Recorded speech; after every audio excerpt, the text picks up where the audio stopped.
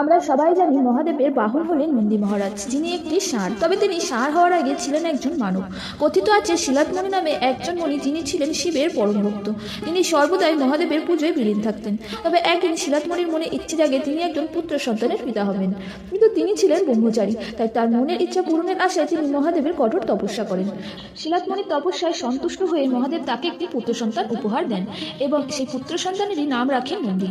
তবে কিছুদিন পর শিলাতমণি জানতে পারেন তার পুত্রের আয়ু বেশি দিনের নয়। তাই তিনি এই বিষয়ে ভীষণই চিন্তিত হয়ে পড়েন। নন্দী তার পিতাকে চিন্তিত অবস্থায় দেখে বলেন, হে পিতা, আপনি চিন্তা করবেন না, যিনি আমায় জন্ম দিয়েছেন তিনি আমায় রক্ষা করবেন। এরপর থেকে নন্দীও নিষ্ঠা করে মহাদেবের পুজো করতে থাকেন।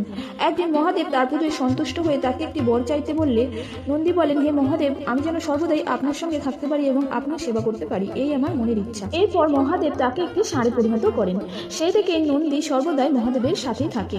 তো ভিডিওটি ভালো লাগলে অবশ্যই লাইক এবং চ্যানেলটিকে সাবস্ক্রাইব করবেন।